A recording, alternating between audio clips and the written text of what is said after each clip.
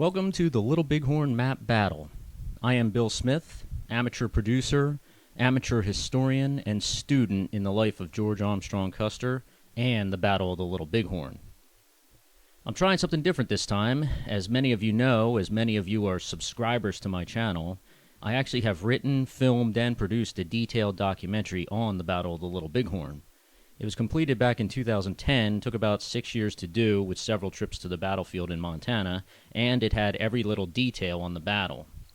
Now, over the years, I have gotten many requests from people that have watched the documentary that actually wish that maps were included with the documentary at each specific location so the viewer could get a better idea of where they were on the battlefield. So I decided to make a map version of the Battle of the Little Bighorn, which I am going to present to you here, with a lot of details, but not as many as the documentary itself because we would be here all day if we did that. So I'm going to try to make this as short as possible, but there are going to be a lot of details because there are a lot of movements in this battle. It's a lot more complex than most people think. So here's what we're going to start with. I just wanted to give you an entire overview of the area, and anybody that has seen the documentary will recognize this map because it is in the officers and men section of the documentary done back in 2010.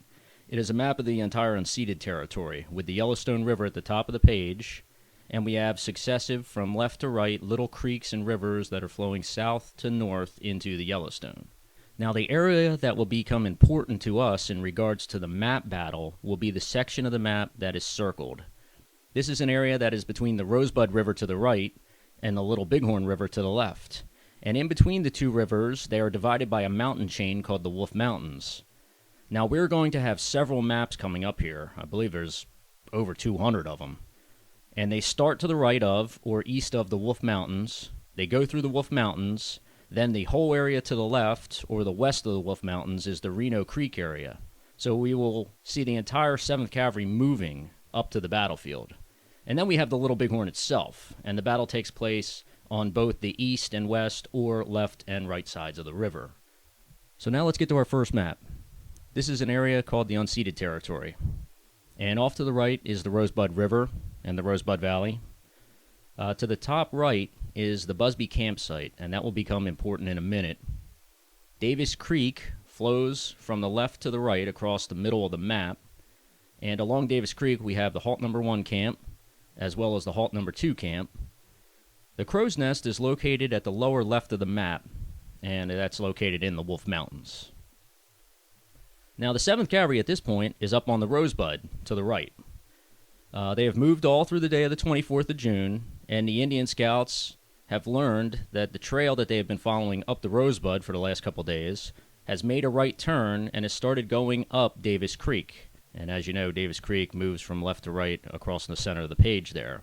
So theoretically, the Indian Trail that goes down Davis Creek crosses the Wolf Mountains and then continues off to the west or left toward the next river valley over, which is the Little Bighorn River.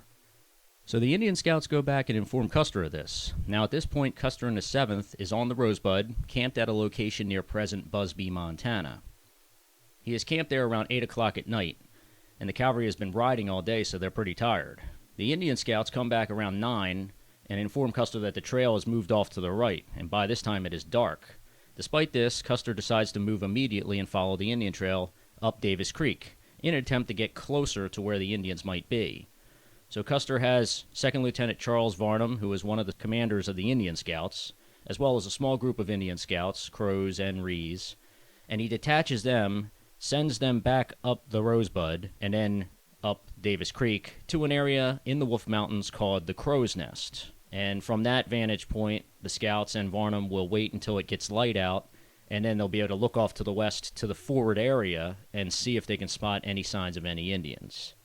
After the Scouts and Varnum leave, as you can see they're heading down Davis Creek now, Custer calls an officer's call after 9 p.m., and at this point it is pitch dark and the officers have to grope their way through the darkness to find Custer's tent. And Custer informs all the officers that they're going to move out at once. Well, the officers are pretty annoyed about this. They have already moved through the whole day, and they were told now that they had to get up and start moving in complete darkness. Anyway, the officers get their companies up, and the entire command begins traipsing through the Badlands in complete darkness. And here they come, up the Rosebud. Now, they reach the spot where the Indian Trail moves off to the west down Davis Creek, so the cavalry follows. They make the right turn, and they come on down. They move a couple more miles, and then they stop on Davis Creek at what is called the Halt Number 1 camp, and that is where they rest for the rest of the night. They get there around 3 o'clock in the morning, and now the tired troops are even more exhausted, and many of them just get off their horses and go right to sleep. They don't even unsaddle their horses. In the meantime, 2nd Lieutenant Varnum and the Indian Scouts have reached the Crow's Nest around 3 a.m. as well. And many of them, at this point, have an opportunity to catch up on some well-deserved and well-needed rest before it gets light out, and they do that. They take advantage of that situation. Now, as the darkness goes away, all of them wake up and they get up on the top of the Crow's Nest to see if they can spot any signs of the Indians. Indian village, camp smoke, pony herd, etc. And as it gets light out, the Indian Scouts spot camp smoke coming up from an Indian village, which is somewhere in the Little Bighorn Valley. Now, they can't see the village itself because the village is in the valley and it is behind the bluffs. The bluffs are obscuring the teepees. But they can see smoke billowing up from behind the bluffs, so the Scouts know that somebody is there. The Scouts also look across the Little Bighorn Valley to the other side of the bluffs, the far end of the bluffs, which is called the Benchland, and there they find the Indian pony herd moving back and forth grazing on the land. So the Scouts know that the village has got to be near. So at this point, Varnum sends back 2 Scouts, Red Star and Bull, with a written message for Custer that the village has been spotted. And as you can see, the Scouts are moving along. Now, as the Scouts are moving to reach Custer at Halt Number 1, the first signs of trouble for the cavalry appear at the Halt Number 1 camp. The men discover that during the night march, a box of hardtack has fallen off one of the company of pack mules. It theoretically was sitting in the open on the back trail, and it had to be recovered before they were located by the hostiles. So that was bad news. At 7:20 a.m., the Scouts finally arrived at Halt Number 1 and informed Custer that at least one Indian village had been spotted in the Little Bighorn Valley. So Custer decides to move the 7th further up Davis Creek, closer to the Wolf Mountains, and he issues orders for all the companies to get ready ASAP. The command, however, experienced several delays. Among them, what to do about the lost hardtack box on the back trail. Finally, it is decided to send a small detail of men back to retrieve the box, and at 7:45 a.m., Sergeant Curtis and Company F detail of men depart Halt Number 1 and begin backtracking east along Davis Creek to find the hardtack box. Now, the 7th still isn't ready to move out at 8 a.m., so Custer decides to leave the Halt Number 1 camp on his own with a small detail of men for the Crow's Nest. The 7th will follow when ready. 25 minutes later, Sergeant Curtis detail in the back trail. He locates the lost hardtack box, but unfortunately, Indians have found it first, and they were busily going through it. Now, the soldiers fired on the Indians, but the Indians got away. Now, we'd move up a little bit further. At 8:45 a.m., the 7th Cavalry, under Major Reno, finally pulls out of Halt Number 1 and begins moving up Davis Creek. The Curtis party, likewise, begins to return from their foray. So now all 3 groups, the Custer party, the 7th under Reno, and Curtis, are all moving west up Davis Creek. At 9 a.m., Custer and his party reaches the Crow's Nest. He immediately climbs the hill and surveys the forward area, but he doesn't see any signs of any village. By this time, a mist had risen with the heat of the day, obscuring the camp smoke and the pony herd that were once visible. Despite not being able to see the camp, Custer did believe his scouts. However, Custer is not in agreement with the scouts' assessment of the current situation. The scouts were of the opinion that the cavalry had been spotted. Now, earlier in the morning, while looking at the village, the scouts were horrified to see smoke coming up from the Halt Number 1 camp to the east. They were angry that Custer would allow his command to broadcast its presence to the surrounding area so foolishly. Any Indians in the area would know someone was on Davis Creek, and these same Indians knew that the soldiers were after them. Also earlier in the morning, Varnum and the Crows had spotted 2 separate groups of Indians in the forward area. The first was a small group of 3 moving toward the Wolf Mountains. The group moved past the Crow's Nest and began moving up Davis Creek toward the command. Now, a maneuver to eliminate this possible threat was attempted, with Varnum and the scouts coming down from the Crow's Nest into the low area to try to kill the Indians. But once they got down in the low area, they couldn't find them, so they had to return to the Crow's Nest. Soon a cloud of dust from the east began to rise. This was Custer's party moving toward the Crow's Nest. The scouts could see it up on the Crow's Nest, and the small group of Indians likewise saw this dust and promptly vanished. A second group of Indians was spotted north of the Crow's Nest, presumably hunting, and they too vanished when the dust cloud was spotted. So the scouts wanted Custer to attack immediately. If the Indians that had saw the dust clouds went back and alerted the village, the Indians would break up and they would scatter.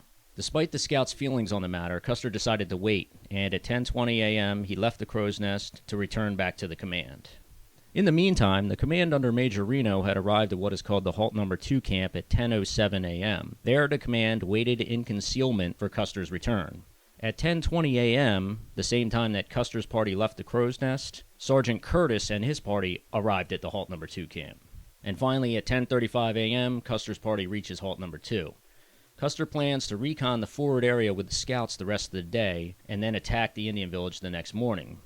However, once back at Halt No. 2, Custer is informed about the hardtack box incident, and he now knew that the command had been spotted by Indians on the back trail. This, combined with the possible detection of the command by the two different Indian groups in the forward area, altered Custer's opinion of the current situation. Fearing detection, Custer had no choice but to attack immediately. Any hesitation could allow for an Indian escape.